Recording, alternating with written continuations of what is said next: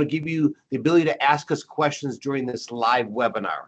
So you can send a question to james@provisor.com. That's my email, and we will answer your question right while we're in the middle of this, all right?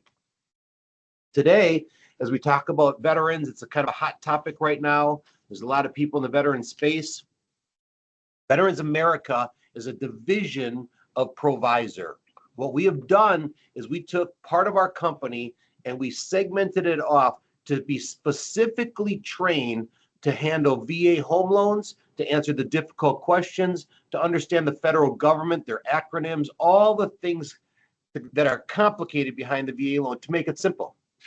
So in so doing, we wanted to have our own division of that, where some of our staff is specifically trained on the VA home loan. What does it mean for PCS? What is BAH? What is LES? What are things of that nature that we can, when the veteran or the active duty or the reservist is talking in government acronyms, a lot of loan officers don't understand that. So we want to be able to let them feel at peace, at ease, that we're experts in the VA home loan. To do that, we have to learn the language. We have to understand the complications that are behind it, the simplicities behind it, the beauty of it, all of those things. The VA home loan is an excellent product for those who have signed their name on the dotted line to protect this country. They deserve this benefit. And one of the things that the government doesn't do is they don't teach the veteran when they enlist in the military about their VA home loan benefit. So you can create wealth through the VA home loan. We've helped lots of veterans do that over the years. We've been doing this over 25 years. And we want to help, if maybe it's your client, maybe it's a loved one, maybe it's a family member, maybe it's your neighbor, somebody, we want to help them understand the strength and the power of the VA loan. To do that, it's important that we are educated and empowered to help them make good financial decisions, and that they're in a position where they understand it, or at least the professionals understand it to be able to communicate it effectively. So today I have a special guest with me. Her name is Karmin Pincus. She is a United States Air Force veteran, a mother, a wife, and a successful real estate agent, and even a licensed loan originator. And most importantly, she's an amazing human. So I'd like to welcome her today. Hello, Karmin. Tell us a little bit about you.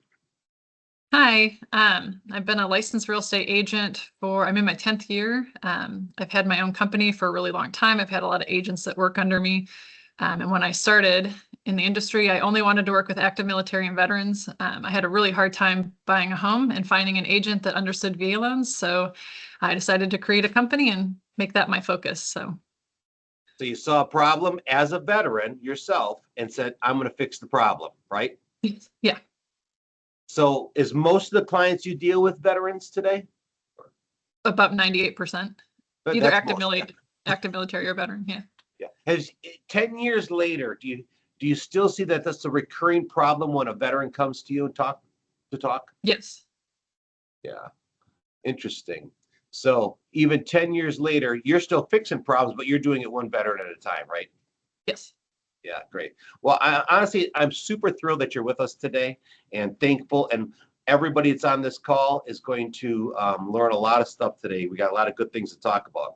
Some of the things that you probably are familiar with, Karmin, is there's a lot of myths out there that real estate agents maybe don't want to accept the VA offer. And some of those are VA loans take too long to close, or their appraisals come in too low, or they're so nitpicky on repairs, or go conventional, it's so much easier, so much better, or the VA loans require the seller to pay the closing costs, or this escape clause freaks me out. Those are just some of the things that are out there that we're going to talk about today.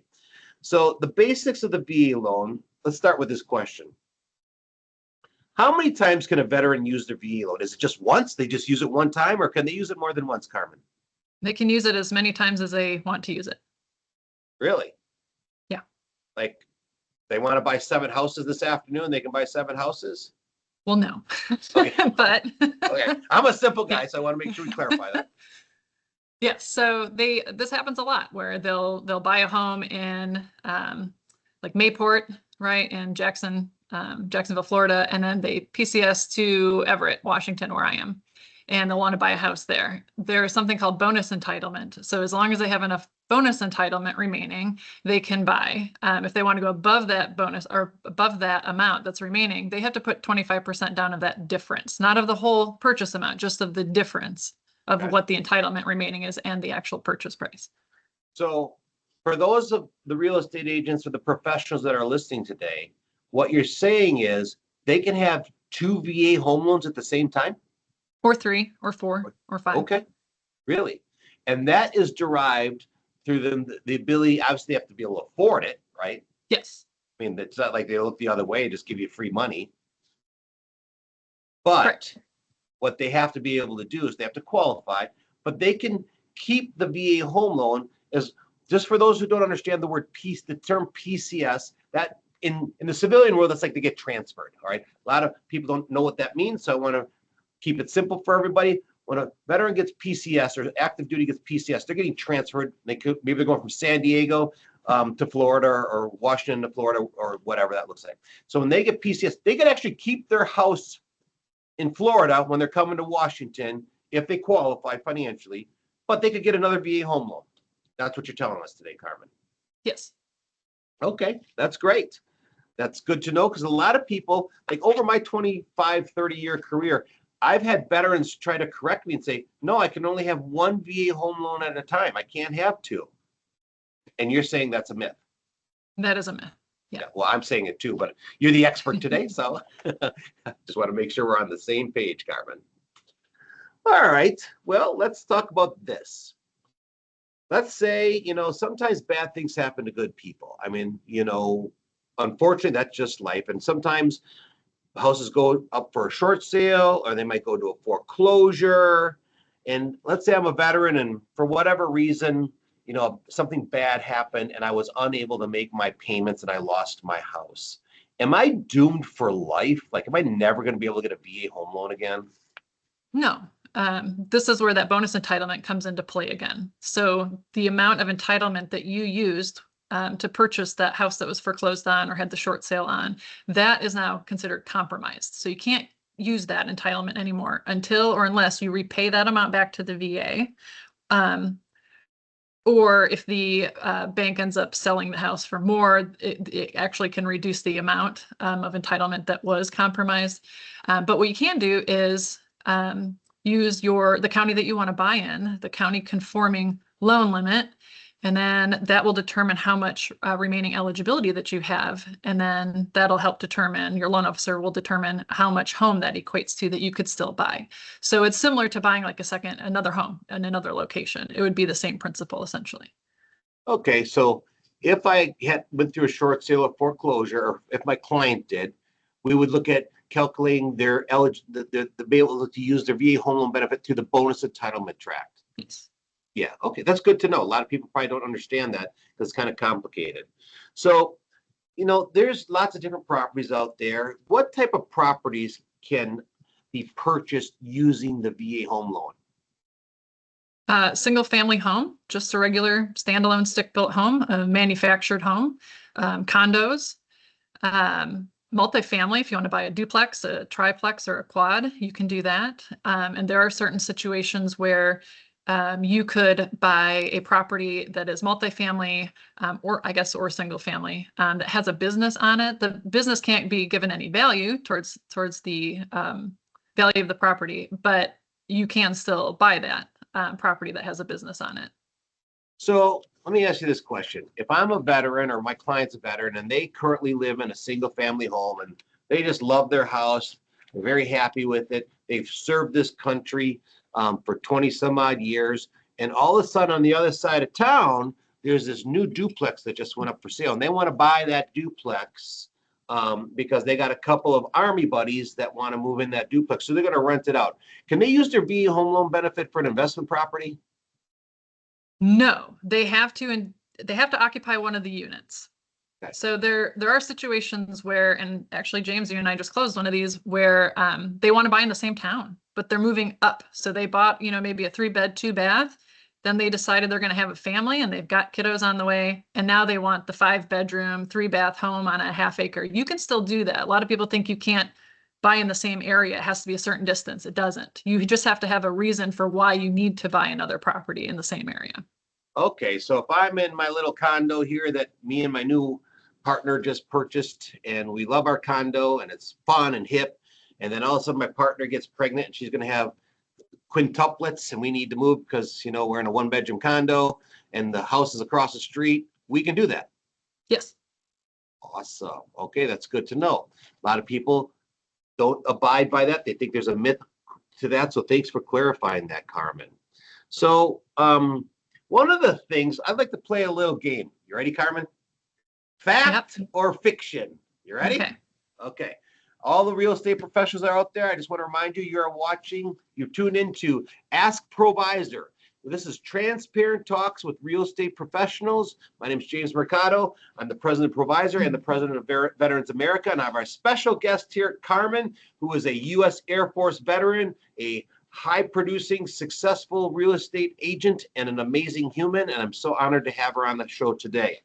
All right, fact or fiction, Karmin, and just don't give me fact or fiction answers. You got to give me the reason why. Okay. Ready? Okay, we didn't talk about this. No, we didn't. VA loans take too long to close. Fact or fiction? Fiction. Oh. Yeah. So the average time from date of application until closing is about 33 days for VA loans. That's pretty great, actually.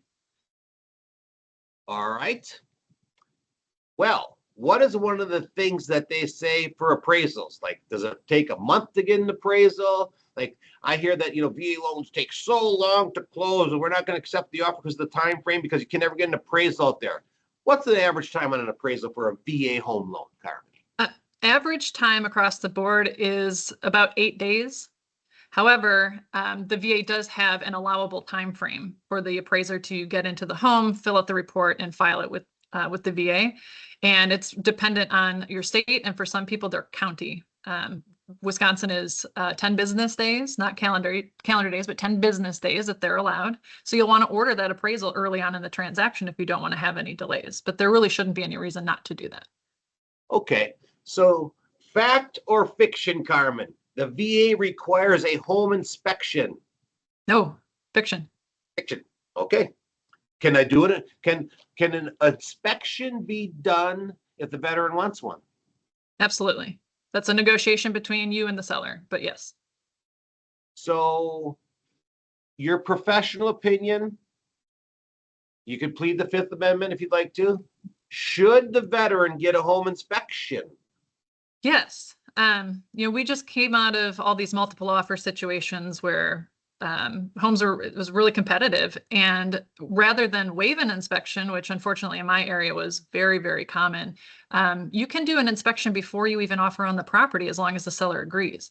And we did that a lot out here. We did the inspection, and then the offer itself wasn't even contingent upon a home inspection. That reduces the risk to the seller, but the buyer still knows exactly what they're getting into. Okay, so briefly, what's the difference between the home inspection versus the home appraisal? The home inspector is going to go through the house from top to bottom, inside and out. They're looking at everything pretty much in the home. The appraiser is really looking at things for safety. Is there exposed electrical?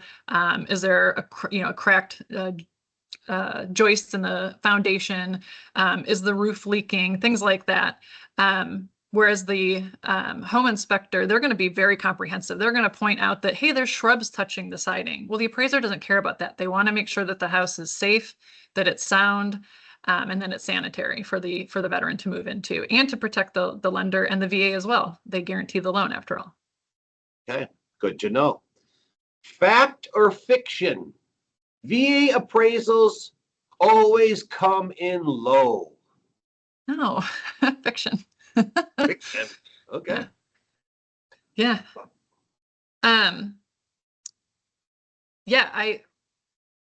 So out here in Washington, when everything was crazy, multiple offers, all of that stuff, in 50 closed buyer side transactions in 2021, we had 3 come in low. One was 5,000 low. Buyer offered 65,000 over list. Seller agreed to come down. And now we're kind of seeing 65,000 over list. Yeah, but that was like a good deal actually. So yeah. Okay. Yeah. That's a good deal. I'm not interested in that kind of a good deal, but No, anyways. I'm glad the market has shifted a bit. So, Good. but we did see them come in low occasionally, but 3 out of 50, that's a pretty good ratio. And we were still seeing conventional loans coming in low too. There's really no difference between them. And the unique thing to the VA loan is that you get 2 opportunities to rebut the appraisal. Talk to me a little bit about that, Karmin. What does that mean?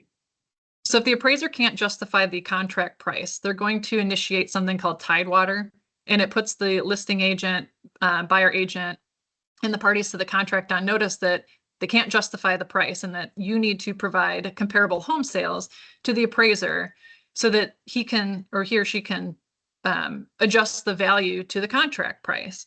Maybe they weren't using the same comparable homes that the listing agent used to set the value.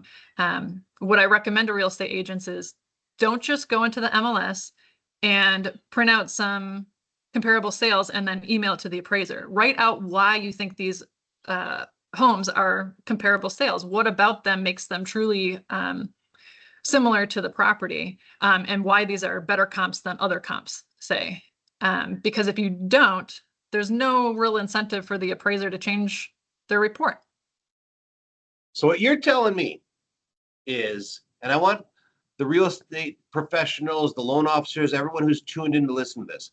When the appraiser goes out there, before he's done with the report, if he's coming in low, he lets everybody know, hey, we're coming in at value, which is very different than a conventional loan. On a conventional loan, you get the report in your inbox like, oh my God, why did you tell me it was coming in low? Like it's a surprise. And so you're saying that the appraiser will let you know, and then he'll give you a chance to actually pull more comps and talk through it and work through it? Yes. Yeah, it's great. So they don't let you know the price that they're thinking they're going to come in. They don't tell you anything. They just say, I can't reach the contract price. And then you have to go in put your best foot forward with the best comps you can, with the best justifications you can. So that's pretty amazing. Based on the data that you provided, only 6% of appraisals came in low last year. Mm-hmm. For you. All right. And out of those, the appraiser still gives you a heads up. Hey, I'm not coming into contract price. Get me some additional comps. So they're basically saying, maybe there's something out there I don't know. On a conventional loan, we never see that happen. Right. That's pretty amazing for our veterans. That's actually superior procedure than the way the Fannie Mae Freddie Mac procedure goes. Correct. And the other nice thing with Tidewater too is that it's 2 business days. They don't have an unlimited amount of time to turn in that report. So you really have to be on your toes to turn this stuff in, because they want the deal to still close on time. So there's not an infinite amount of time. You have to perform. So 2 business days is what the appraisers allotted to turn in the report once Tidewater's initiated. So the word Tidewater, that's kind of a funky word. Is that just for states on the coast, or is there no correlation to that? No correlation to that. Okay, because there's no oceanfront property in Arizona, and there's really no oceanfront property in Wisconsin and anywhere in between. So, okay, good to know, Tidewater. There's another term that a lot of people aren't familiar with, and it's another government acronym called ROV. Tell us what that is. It's a reconsideration of value. So if the appraiser still comes in low, Tidewater was initiated, you turned in your comps, you justified those comps, but the appraiser turns in the report and the NOV is issued, the notice of value is issued by the VA, and you're short. Maybe you're short like $5,000, whatever it is. The veteran can appeal or apply to the VA for a reconsideration of value. The veteran has to do this directly. They write a letter and explain why this lower price is a hardship to them. Maybe the seller is not going to sell this home to them. They're going to put it back on the market. Or maybe the veteran feels like they really used the wrong comps. Maybe there is something about the comparable sales that the veteran really didn't do their job on, and that it's justified that this home should have appraised. The VA then has the opportunity to adjust the sales price themselves up to the contract price. Actually, in some cases, I guess it could go above, but to at least the contract price. They don't have to go to contract price, but they do have the opportunity to adjust that upwards to assist the veteran in closing on this home. Does that process take like a month, or how long does that take? No, it's not. It doesn't take any longer than 7 days. However, 7 to 10 days. But what I've been seeing is about 3 business days and it's done. They're not taking very long at all. So the thing that we love about the VA home loan is they're actually fairly reasonable when it comes to this part of the transaction, it sounds like. Yes. Yeah, very.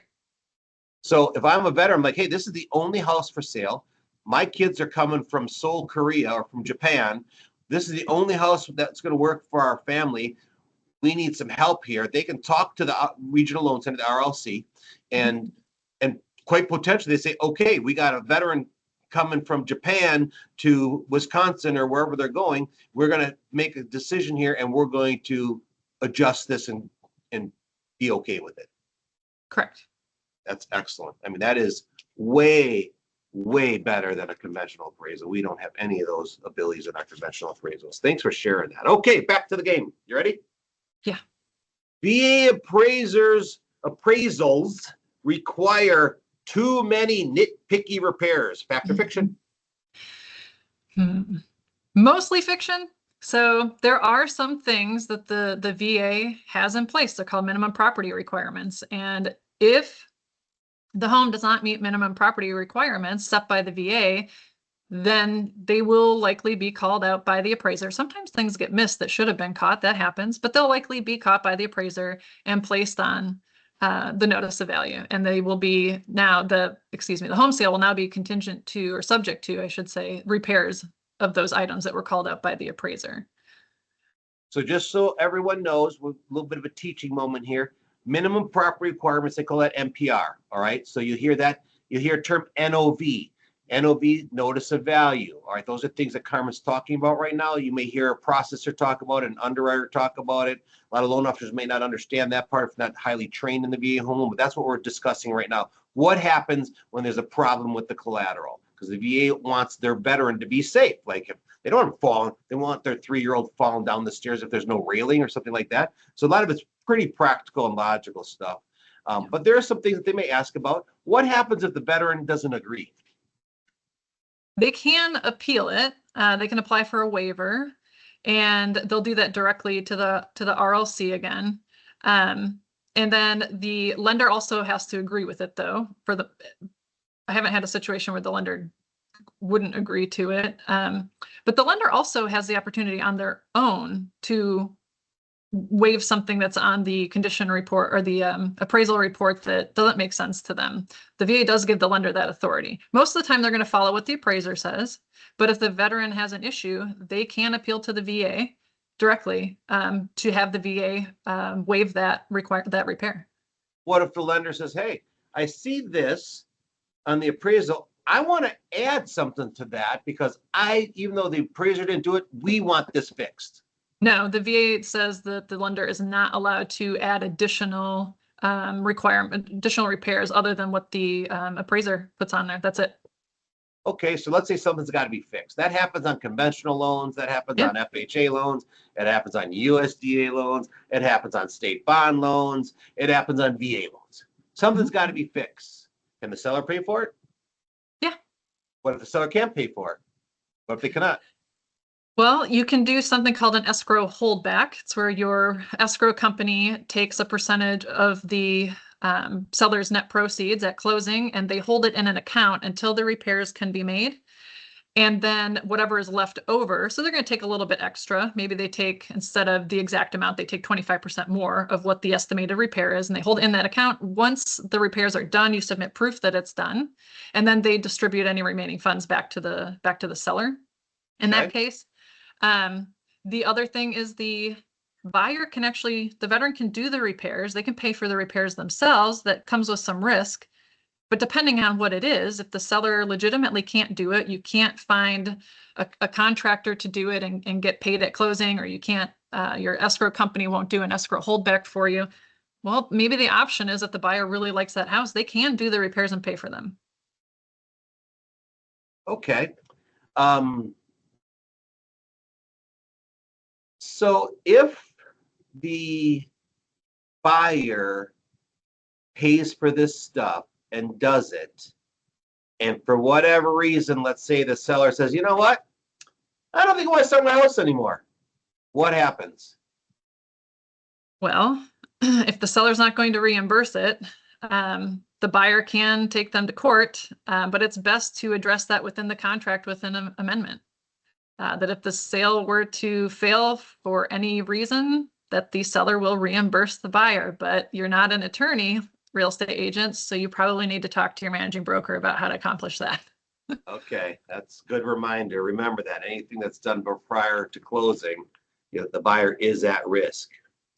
All right, so let's say it needs a lot of work. Does a VA have any type of a loan that provides for like a lot of work? I'm not talking cosmetic. We're talking like it needs mechanicals, it needs a roof, it needs, a lot of work.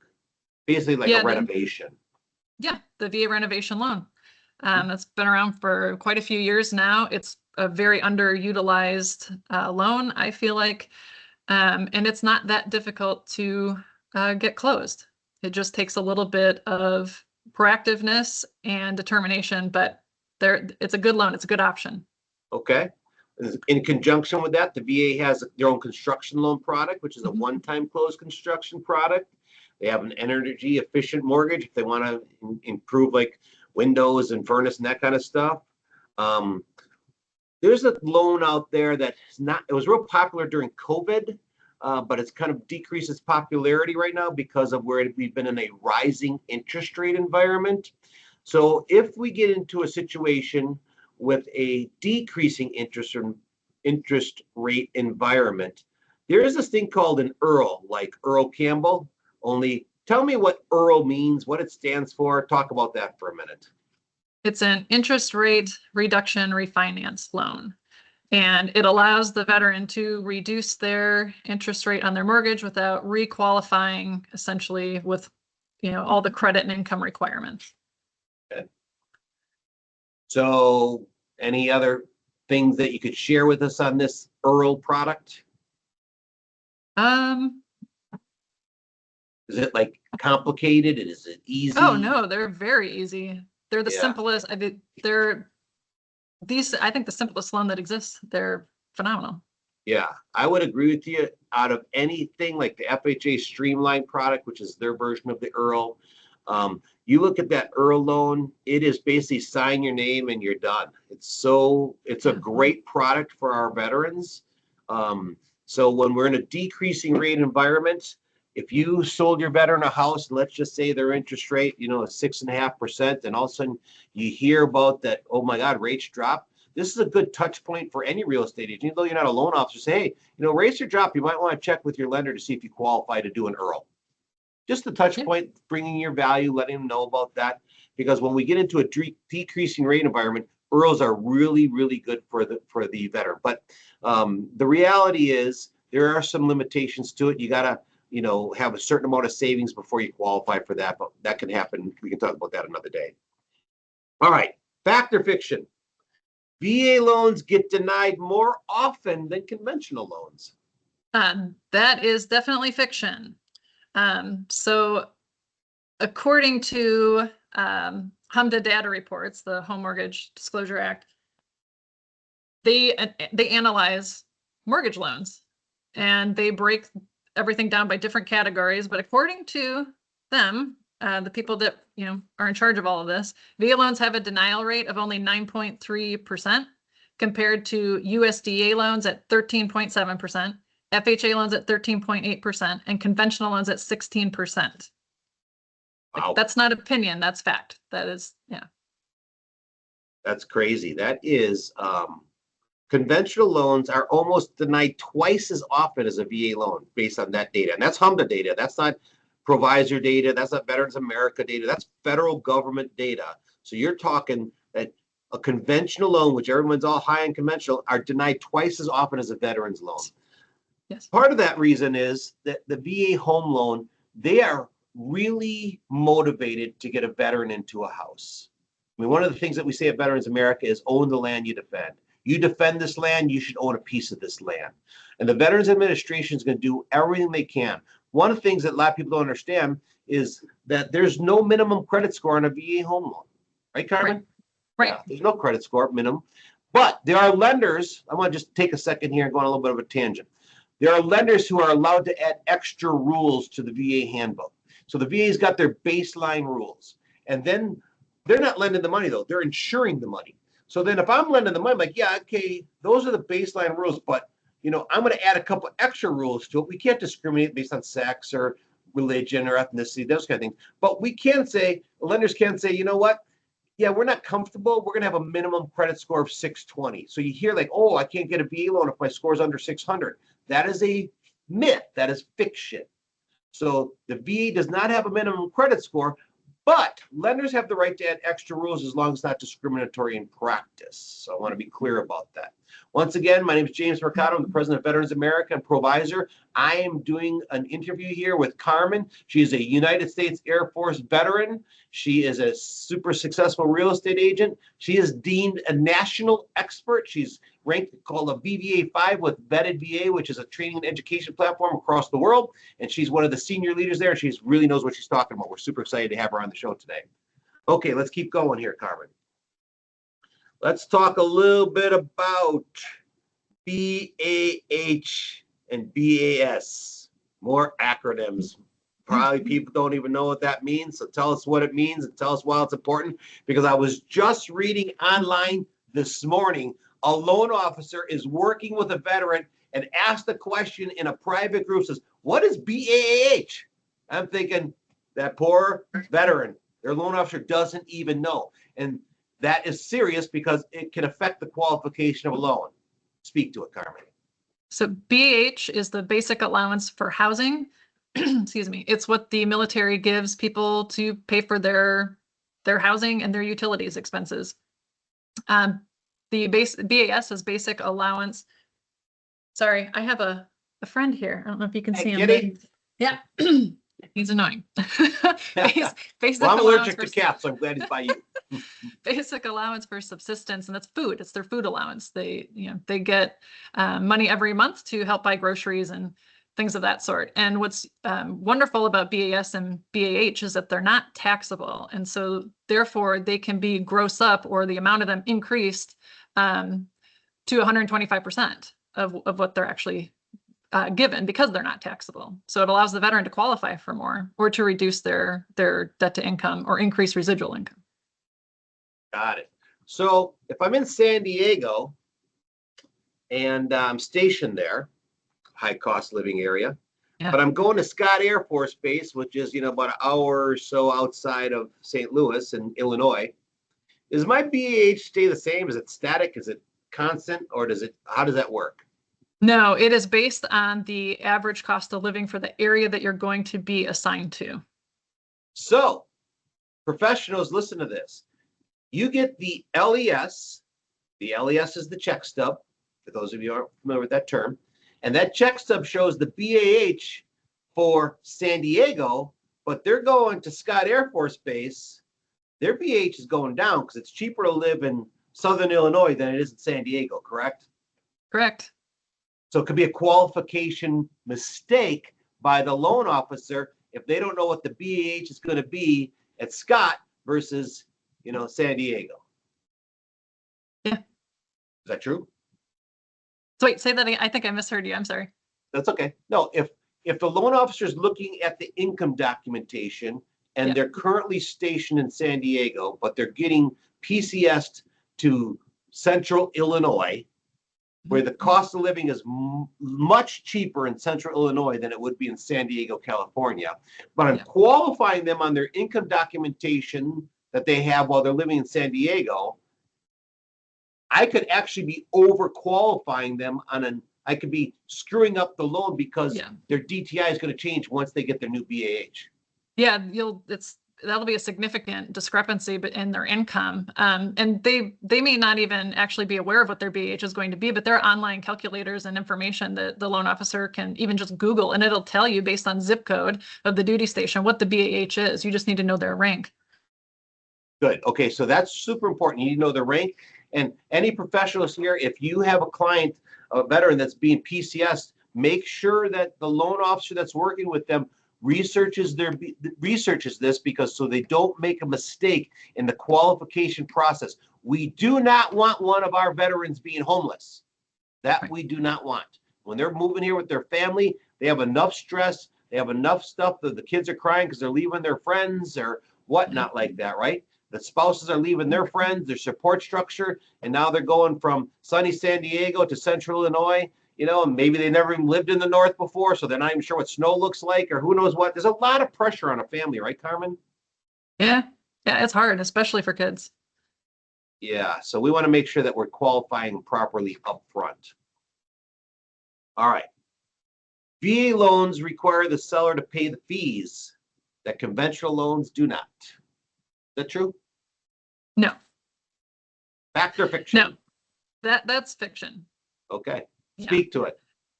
So at what point sellers were required to pay like termite fees? That has been amended. The veteran can now pay that. There are some lenders out there that will charge a flat origination fee, a 1% origination fee. That was really popular for a very, very long time. And there's still some lenders that do that. And when the lender does that, that 1% origination fee is meant to cover all of the lender's costs.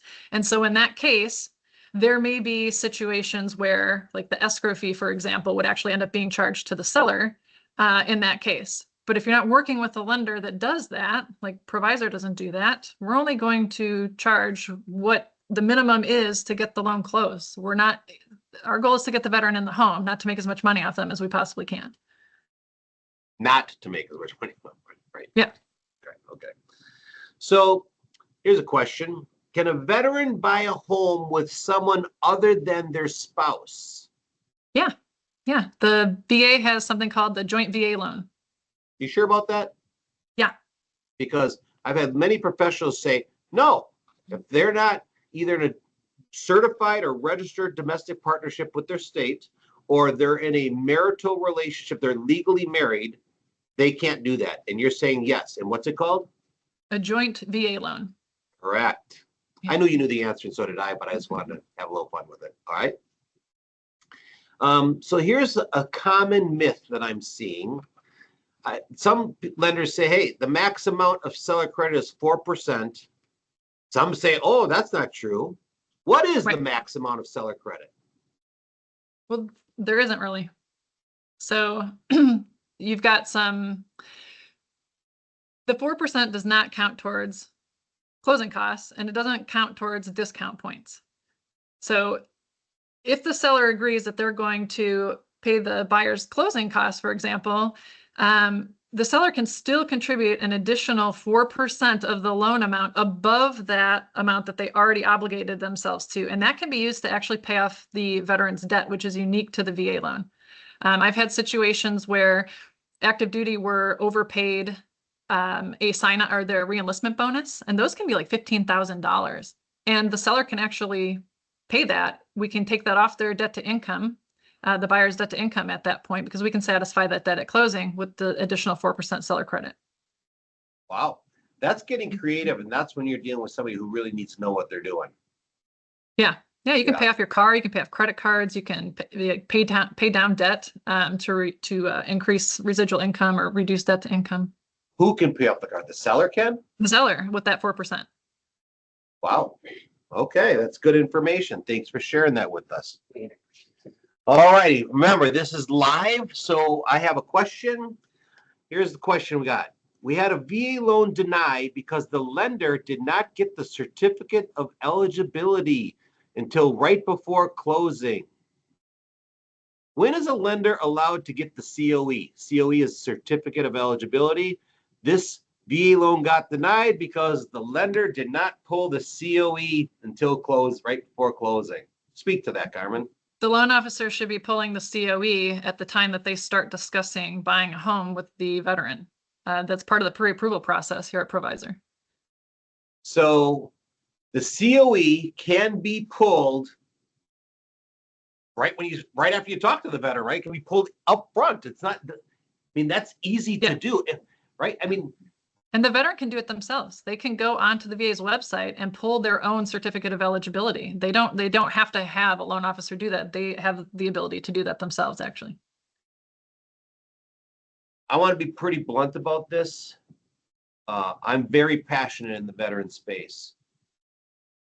That is incompetency that loan officers should be reprimanded for that. And I don't know who submitted the question because I don't look at the names. That is egregious, to say the least, because you have a veteran, whether they qualify or didn't qualify, they served this country, and you have a fiduciary responsibility to do an exercise, and you are the expert, and the veteran is trusting you for your level of expertise. It is absolutely unacceptable. That is a cause at my own company, you would be terminated for that. Like, that is unacceptable. I'm extremely upset about that question because that should never happen to anybody who put the uniform on. Never, ever, ever, ever. And if you're a professional watching this, you make sure that COE, Certificate of Eligibility, was reviewed prior to a pre-approval. That is a level of incompetence, and the loan officer should be terminated and honestly reprimanded, if not their license revoked, because that is just not cool. Not at all. I mean, now you have a family thinks they're buying a house and they're all excited about this, and now say, oh, sorry, based on my incompetency, you are now homeless. They probably rented their apartment out and now they got nowhere to live. Absolutely a terminatable offense if you're an employee at my company. So it would never happen here, just for the record, because I'm very passionate about that.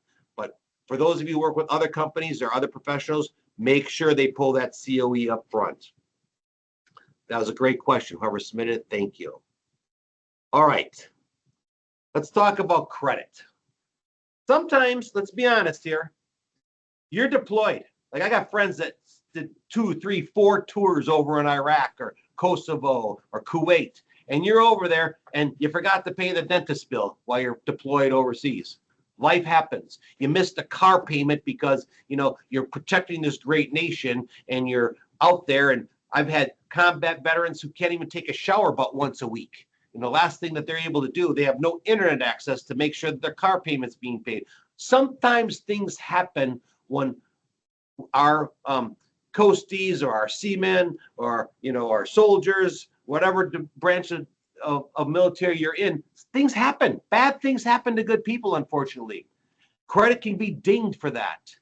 Talk to me about how the VA looks at credit. So the VA doesn't, like you mentioned, the VA doesn't have a minimum credit score, which is wonderful. They allow lenders to kind of set their own risk tolerance on what they're willing to lend on. And the VA is very flexible in their credit underwriting standards. Their entire mission is to get veterans into homes. And so they do not have a very strict policy at all on credit. That being said, people who have a lot of derogatory items on their credit report are going to have a much more thorough underwriting process to get a loan than people who have a cleaner credit report. Not that it's not doable, but they're going to have to probably supply a lot more documentation and information. And as long as they do that up front, the closing process likely won't even be longer, or at least not that much longer, a couple days maybe. But it's still possible to do. There are circumstances where it's just not going to work right now. It's not a no, it's just a no right now on getting a VA loan. And in those circumstances, we can absolutely help the veteran figure out the best ways to attack their credit issues so that they can get approved. The VA does have a requirement of 12 months of on-time payments if you're rebuilding credit. But that also is not hard and fast. There are some investors that we partner with that will make exceptions on that. All right, let me add a little bit to what Karmin just shared, if you're listening. Remember, this is live. You've turned into Ask ProVisor. I have Karmin Pincus with us, a very successful real estate agent, a licensed loan originator, a U.S. Air Force veteran, and an awesome human being. So we're talking about credit. I want you to remember this. The VA does not lend the money. They give us the rule book because they're insuring the money. Each lender can have their own extra rules as long as they're not discriminatory in nature. So what that means is if your client, your veteran that you're working with, who you're trying to get them a house, if their loan was denied at a big box lender, we'll say, that doesn't mean they can't get a loan, because some of the big box lender have the extra rules because they're trying to mitigate losses because they're maybe on a national level, or they don't have an appetite for risk, maybe because they're just larger and they're just making tons of money and they just want to only have a narrower version. But a company like my company, for example, this isn't a commercial for me, but I'm just using an example. We don't have any extra rules at all. No overlays. We go exactly to what the manual says. So every month, I kid you not, we have veterans call our company that were denied at a big famous big box lender. If I mention the names, you know them, and we fund their loans. We close their loans because we don't have extra rules. So if your client has been denied somewhere, get another opinion. Would you agree with that, Karmin? Yeah. Just yeah. 100%. Have you seen it happen when you were showing houses that they got denied somewhere and then you took them to another lender and they were able to get the house? Yeah, all the time. In fact, the majority of the time when I saw any of my clients get their loans denied in the middle of the transaction, it was with the military lenders, the ones that cater to and advertise to and sponsor Super Bowl ads for, that's who was denying them. It wasn't the local people that actually specialize in VA, and it certainly wasn't ProVisor. So yeah, it's disappointing. Yeah. We have some live questions. Remember, this is a live show. So somebody asked a question about the COE. So I'm going to back up a little bit. All right. Come with me on this, Karmin. How do you get a COE if it doesn't come through automatically when you log into the system? I call Sybil. Sybil, we love Sybil.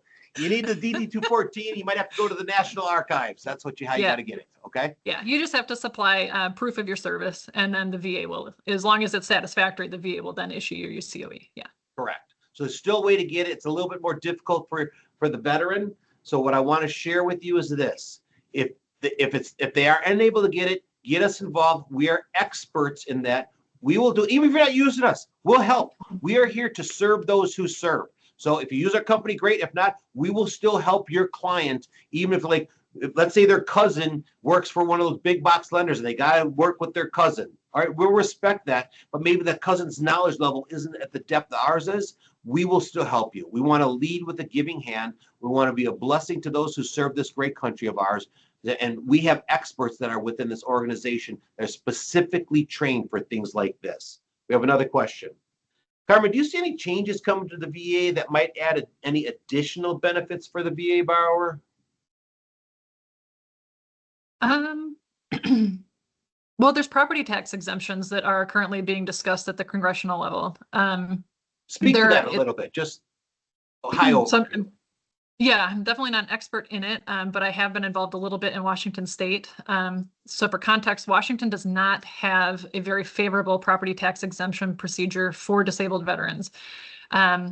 It's actually pretty abysmal. So I've been working with local legislators on how to make some adjustments to this, and it's a lengthy process. But veterans who are service-connected disabled, and by and large, it's usually they need to be 100%, but that's not every state.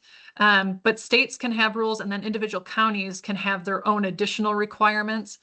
So it is something that you'll need to go to your county assessor's website and find out for your specific county if you qualify.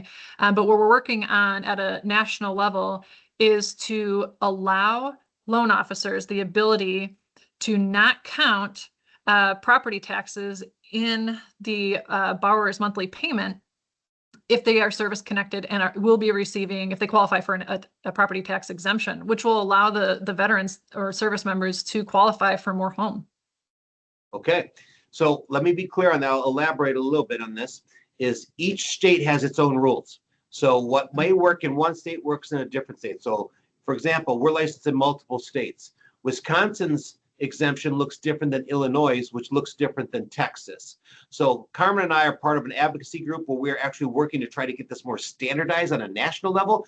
Technically, they're federal employees, so why wouldn't this be standardized across the board? But it's not. Each state is different. The rules are different. How you approach it is different. So you need to be able to talk to somebody who's a little bit more knowledgeable on that. And then what happens is if you do qualify, different states explain how that works. Give you one example. Some take it off right away. You don't have to pay for it. The property's done. You never have to reapply for it. Some states like, no, you're still paying it, but we're going to refund you the money when you file your tax returns.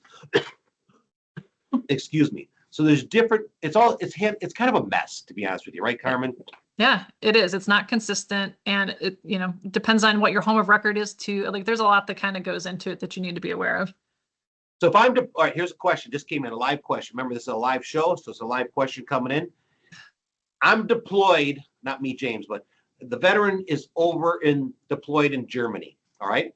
And for whatever reason, they want to buy a house stateside. Can they do that?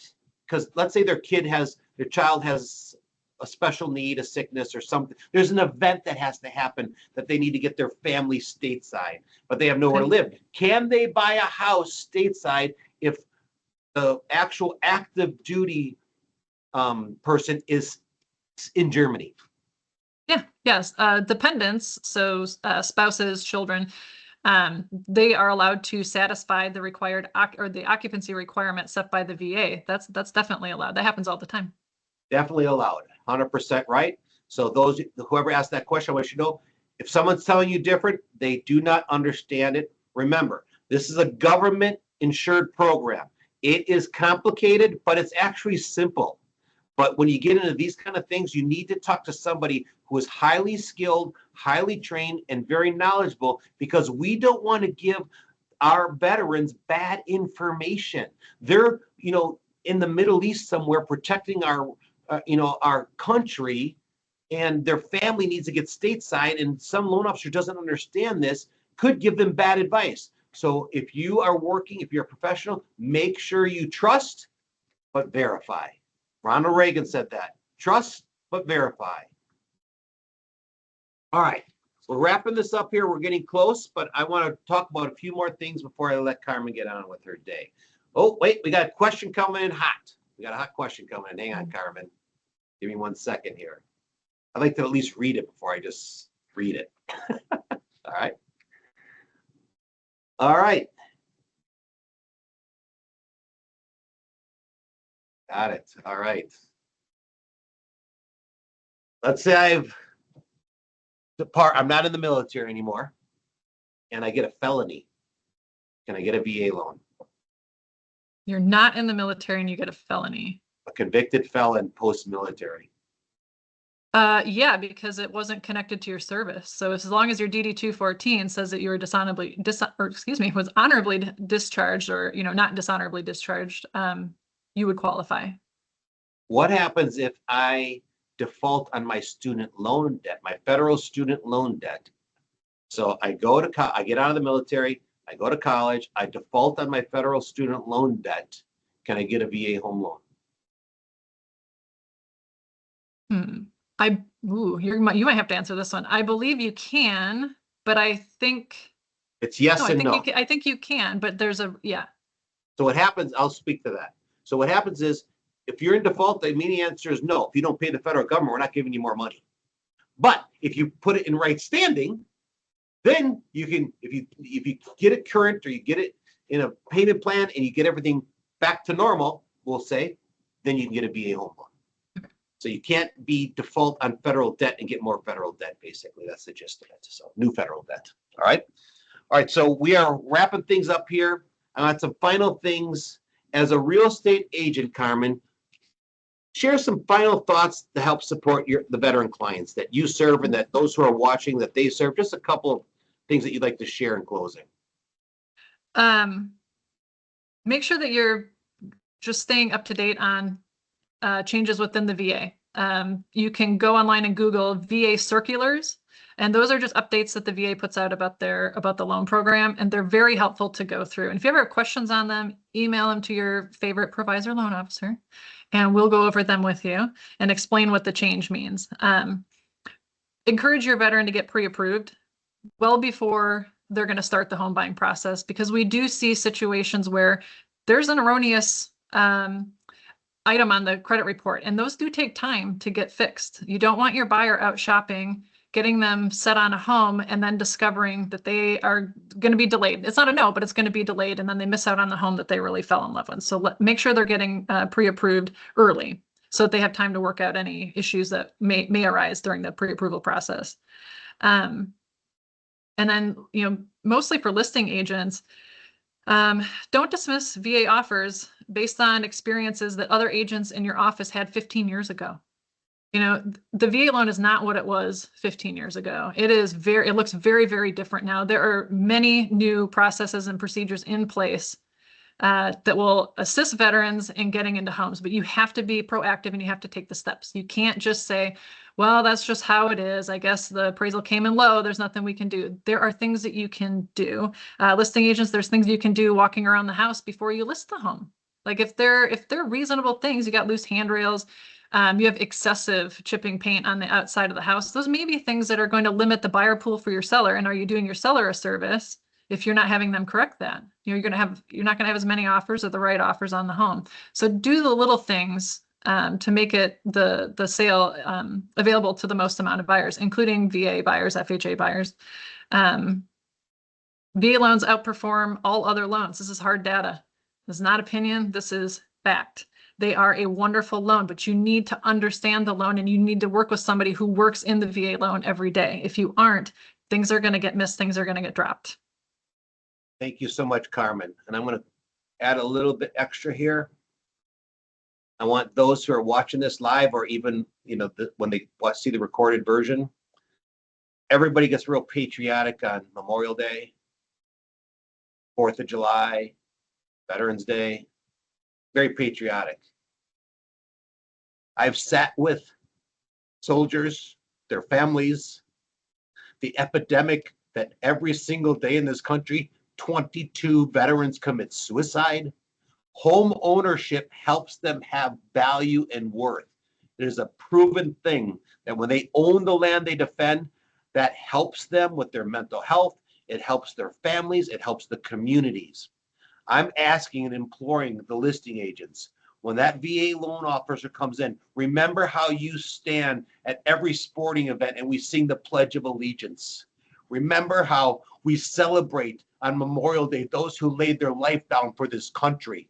Remember on Independence Day how we are a great nation, the greatest nation on the face of the earth.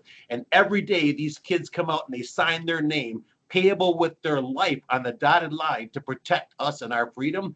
The least we can do is give their VA offer a respectable and a noble shot to compete with everybody else. Because the VA home loan is a fantastic loan product. We've dissected it today. We've had data to verify what we're saying. And I'm asking you, begging you to remember these people who they suffer, who they rip their kids out of schools every 3 or 4 years and go here, there, and everywhere, how they deal with the tears of losing friends, how marriages have struggles to survive because of the stresses of military life.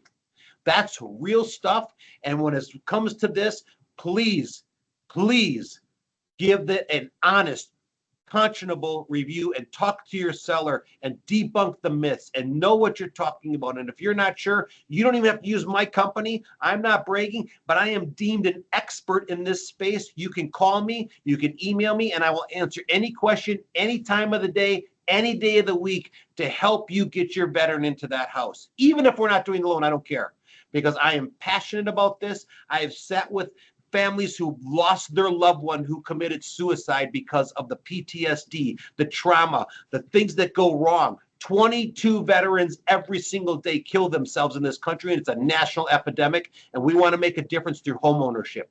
And as a real estate professional, as a lender, we can, but we have a responsibility to know how the loan program works factually, not the myths of the 80s and the 90s. That is gone. It is very up to date. It is the best loan product, in my opinion, the best loan product for anybody, but only veterans qualify for, but is superior in nature to any other loan product that we deal with. And most of our business is conventional Fannie Mae, Freddie Mac, that kind of stuff, FHA, but the VA loan, when you really dig into it, it is by far superior in every single aspect of the loan product. So I beg you.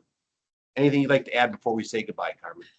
I do. Actually, you made me think of something that I feel like is really important. The VA has a newer program called the VASP program, VASP, and it is designed to help veterans that are at risk of foreclosure on their home to have the VA actually will buy the loan from the loan servicer and give them a 2.5% interest rate. They have to go through a process with their current mortgage company in order to see if they qualify. But the VA has made it so that it's like 40, was it 42 or 46,000 veterans should have their home saved by using this program that will qualify for this program. So if you want more information about that, email James and we will send out information on the VASP program for you. Keep your veteran clients in their homes. Please help us help those who keep us safe and protect us. This is a real epidemic in our country. And when they have the pride of homeownership, it really helps their family. And even through that, some of these veterans struggle emotionally. They struggle from the trauma that they've seen on the battlefield, and we need to be there for them. And we can make a difference one veteran at a time. I want to say thank you for tuning in. Karmin, thank you so much for serving this country. I know your husband is also a veteran, served the Air Force. Thank him for us as well. Thank your children for the sacrifices that they've seen mom and dad go through. You're a consummate professional. You're an expert. I just so thankful that you're on with us today. Appreciate you. And everybody have a great day. And let's help every person that served this country own the land they defend. All right. Thank you. Bye-bye.